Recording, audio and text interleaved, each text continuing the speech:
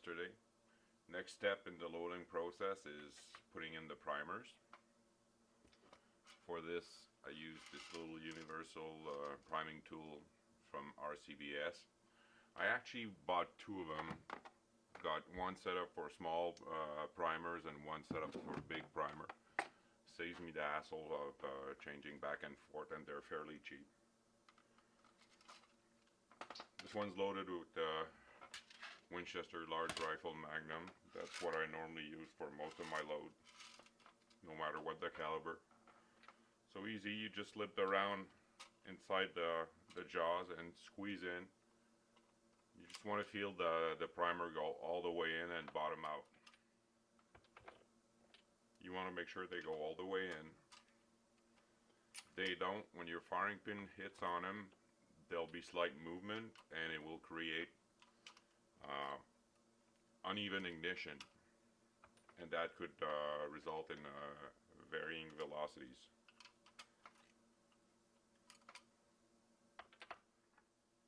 So we're at the Ogden Reloading Data Center. That's where I get my reloading data, because I mostly use Ogden powder. So I'll choose rifle.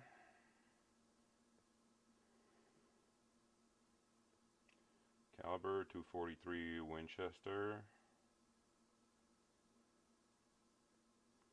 Powder manufacturer, I want Ogden.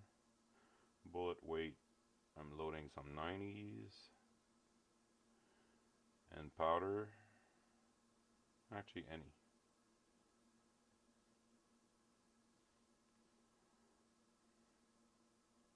So Ogden has 7 suitable powder for this bullet weight. I happen to have most of them, but really I knew I was going to go with hybrid 100V because that's the one that gives me the highest velocities. It goes from 44 as a 40 grain as a starting load to 44 as a max powder. And those are the 15 cases I'll use to work up a load.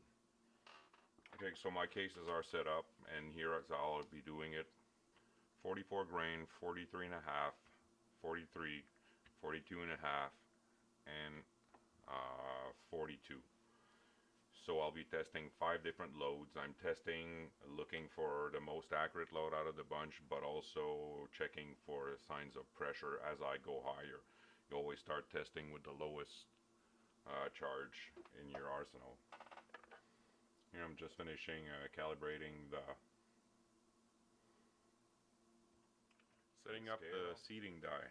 Here's how you do it. You take one of your case that's been trimmed and all prepped, you put it in shell plate, and you run it up.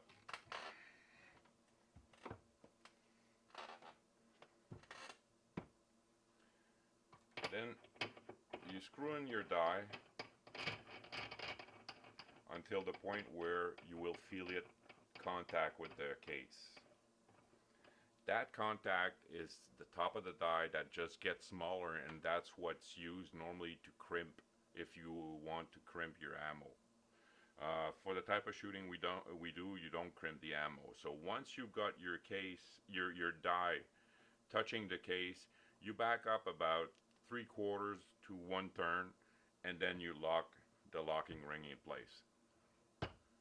And that's set up for proper seating. Then the top of the die, there he goes with his fucking pliers again. The top of the die here is the only thing that you'll adjust from now on, and that determines the seating depth of your bullet. I've been keeping track of all my reloading data on my iPad since I got it, because I think it's a good format. So if I go to 243 Winchester,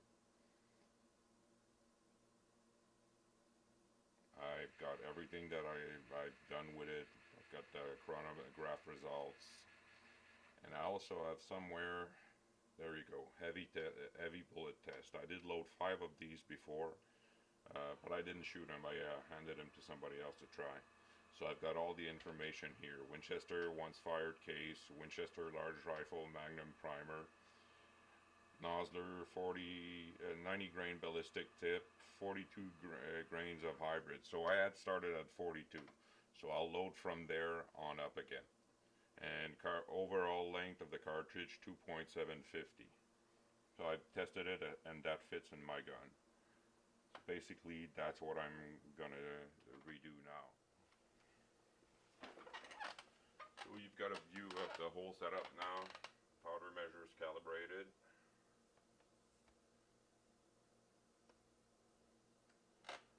So the top of my die, the bullet seating plug, I actually loosen all the way up because I want to move it down until I hit the right distance.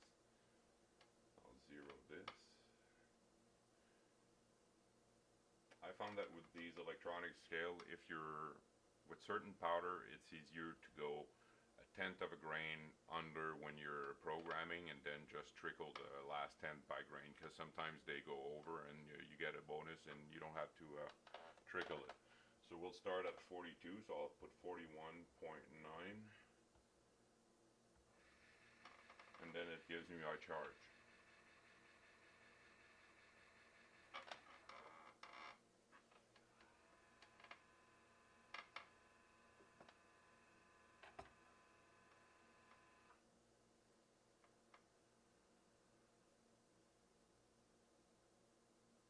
Like it did 42. So I'll drop my charge in the first case.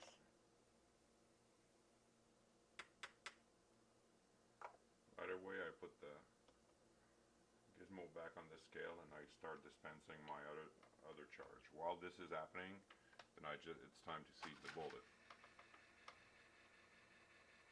Put the balloon on top, drive it in, and then you measure.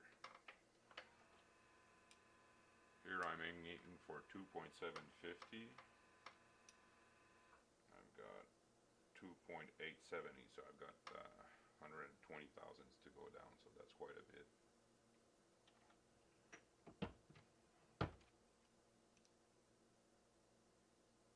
36.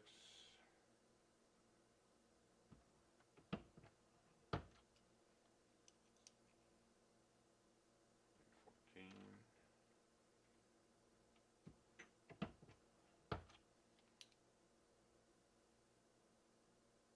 88.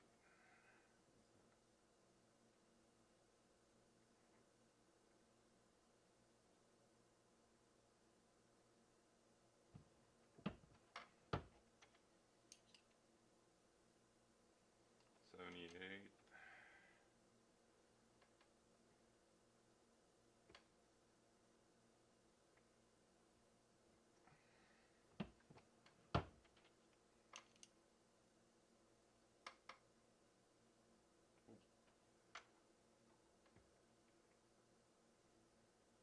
'This is where the match seater really helps, because it's much faster to get you there. 751, that's good. Let's hit it once more. And when I'm doing load development, and I'll be mixing tons of loads in the same box, I always write on it the charge. So this will be 42.0.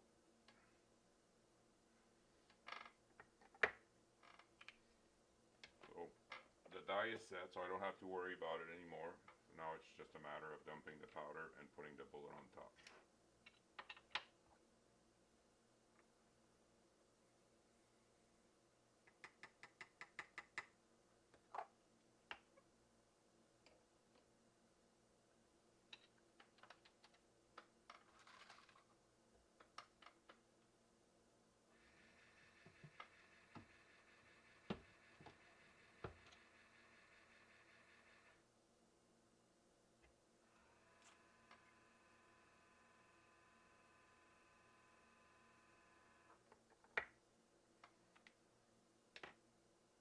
So I'll go like that until I have my entire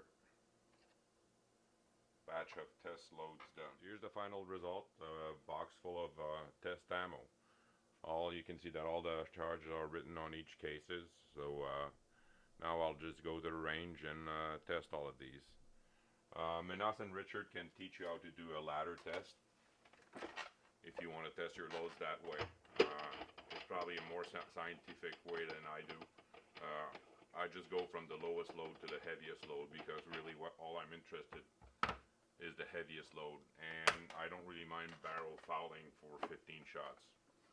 So I've had good results from doing it that way. So now that we're done with the reloading lesson, I'll take you on a tour of the bench and show you the tools a little bit better. What you have here is the Wilson case trimmer. Actually, two of them mounted on a plate that I made. You can see on this one, it's got a manual handle because it's wearing one of those, which is a chamfer tool that goes in it.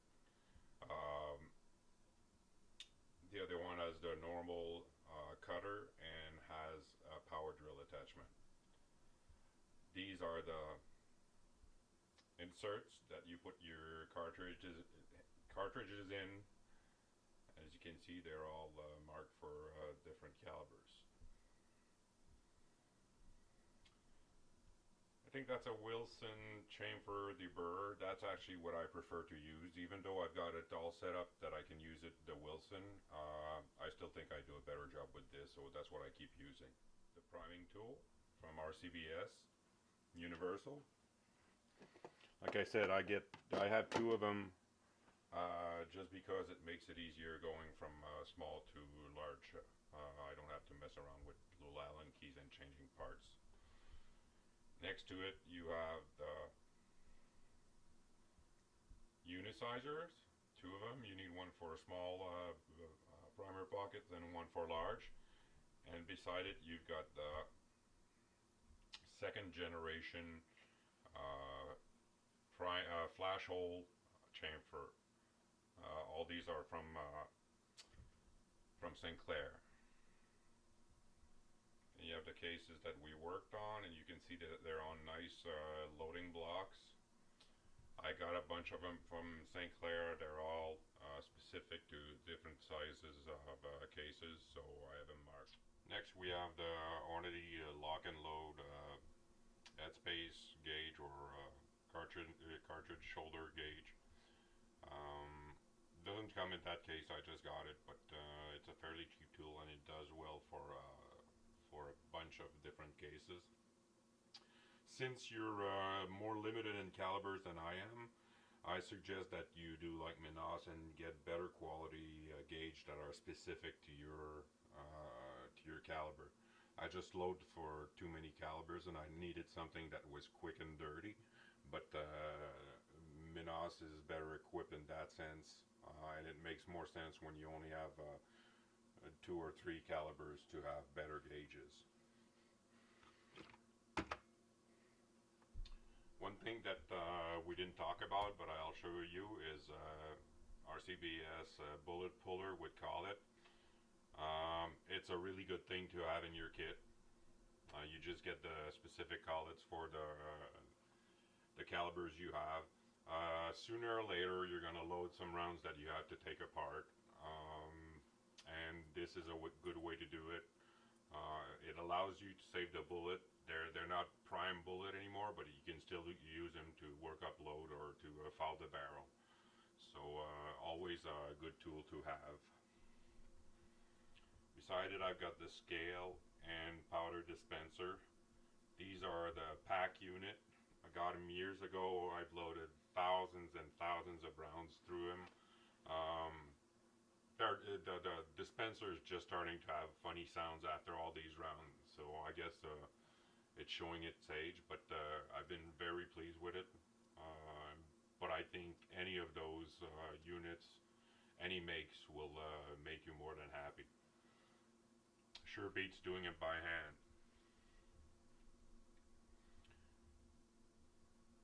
Next on the wall is my collection of dies. So that's these are all calibers that I'm able to load. Right here I've got all my bullets.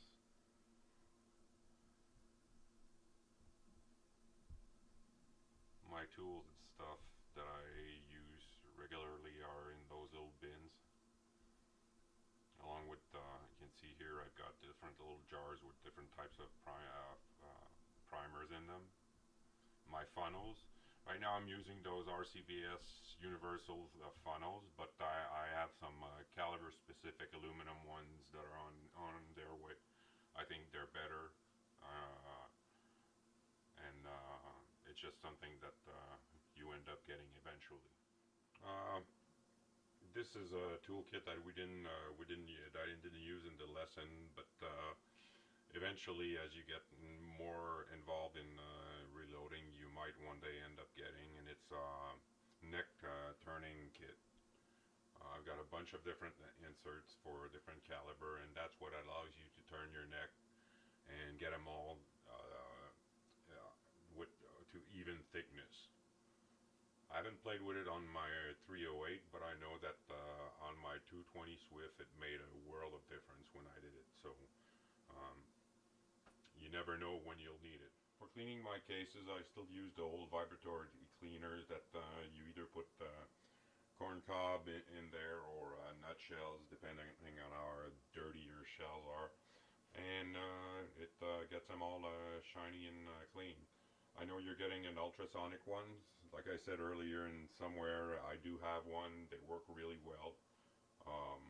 I just started using these long ago, and I just kept doing it that way. That's it. I hope you learned a little bit. I hope it showed you, it'll help you to make good choices when you buy your tools. There's nothing really all that difficult to it. You just have to take your time and follow the guidelines, and you shouldn't have any problem making really good ammo.